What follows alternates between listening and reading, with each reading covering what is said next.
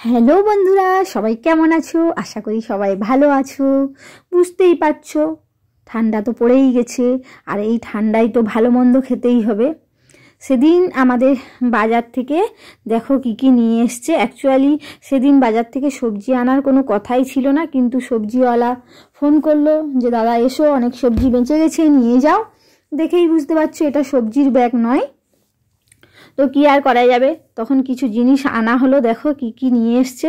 আর এদিকে দেখো সবজি দেখতে পেয়েই গরু চলে আসছিল, তখন তাড়াতে গরুটা চলে গেল যেহেতু গেটটা খোলা ছিল। আর দেখো সবজি ঢালতে ঢালতেই আমার লেবুটা চলে গেল সেদিকেই, ড্রেনের দিকে চলে গেল। তো দেখো বন্ধুরা কি কি সবজি নিয়ে এসছে।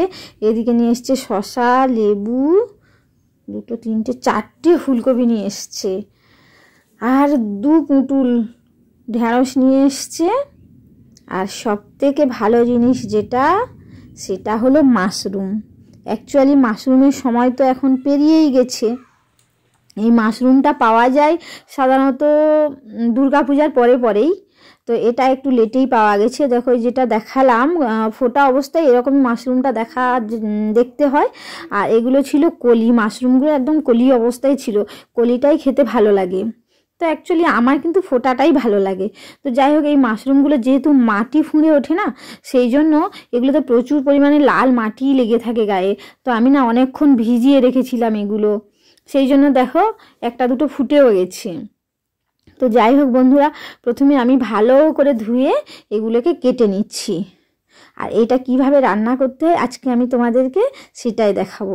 প্রথমে কড়াইতে তেল দিলাম, তেল গরম হয়ে যাওয়ার পরে শুকনো লঙ্কা, তেজপাতা ফোড়ন দিলাম, তারপরে দিলাম এলাচ, লবঙ্গ আর দারুচিনি, আর একটু জিরে ফোড়নও দিয়ে দিয়েছি। তারপরে দিয়ে দিয়েছি পেঁয়াজ কুচি। আর তোমাদের সাথে আর একটা কথা শেয়ার করে নিই, এই মাশরুমটাকে স্থানীয় ভাষায় আমাদের এখানে কারানি ছাতু বলে, আবার ইউটিউবে দেখলাম কেউ কেউ দুর্গা ছাতুও বলছে।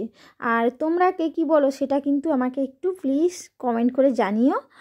আর এই ছাতুটা না ফুটে গেলে পোকা হয়ে যায়, সেই জন্য কলি অবস্থায় ভালো। তো যাই হোক, প্রথমে দিয়ে দিলাম পেঁয়াজ কুচি। পেঁয়াজ কুচিটা ভাজা ভাজা হয়ে যেতে তারপরে আমি দিলাম আদা রসুন। আদা রসুন বাটাটা ভালোভাবে ভাজা হয়ে গেলে তারপরে আমি দিয়ে দিলাম টমেটো কুচি। টমেটো কুচিটা যাতে তাড়াতাড়ি গলে যায় সেই জন্য হালকা একটু নুনও দিয়ে দিলাম। তারপর একে একে দিয়ে দিলাম হলুদ গুঁড়ো, জিরে গুঁড়ো, ধনে গুঁড়ো আর লঙ্কার গুঁড়ো। সেগুলোকে ভালো করে মিশিয়ে নিলাম, নিয়ে একটু জল দিয়ে দিলাম। তোমরা চাইলে আগেই জলে গুলে তারপরে মশলাটা দিতে পারো।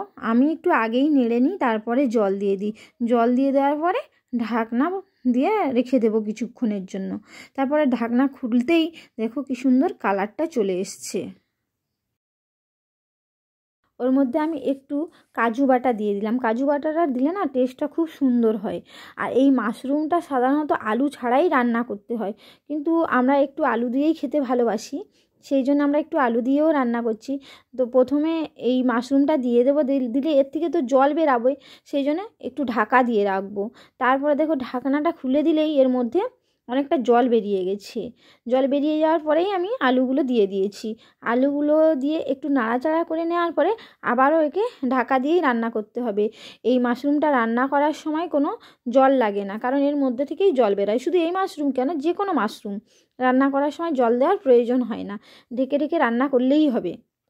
আর একটু দিয়ে দিলাম নুন, যেহেতু আগে একটু নুন দিয়েছিলাম, এখন আলু দিলাম সেই জন্য দিয়ে দিলাম আর একটু নুন। তো দেখো বন্ধুরা, আমার রান্নাটা হয়ে গেছে, মাখা মাখা হয়ে গেছে, আর কি সুন্দর দেখাচ্ছে রান্নাটা। তোমরাও এইভাবে রান্নাটা করে দেখবে, বেশ ভালোই লাগবে। তো আমার একটু নুন কম হয়েছিল, টেস্ট করে দেখেছিলাম, সেই জন্য আবারও একটু নুন দিয়ে দিলাম।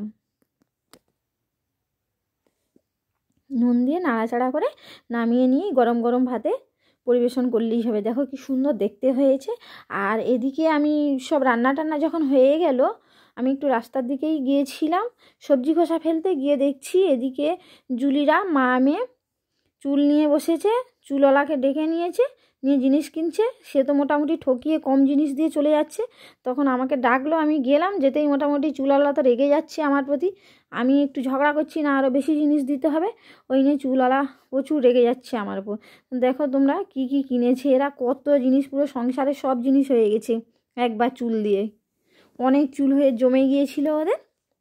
থালা, বাটি, গ্লাস, প্লেট আর ডাল সিদ্ধর কৌটো। তো যাই হোক বন্ধুরা, আজকের আমার ভিডিওটি এই পর্যন্ত। কেমন লাগলো তোমরা কমেন্ট করে জানিও। আর কার কার মাশরুম খেতে পছন্দ সেটাও কিন্তু জানাতে ভুলো না। তো আজকের ভিডিওটা এই পর্যন্ত। টাটা বন্ধুরা, সবাই ভালো থেকো।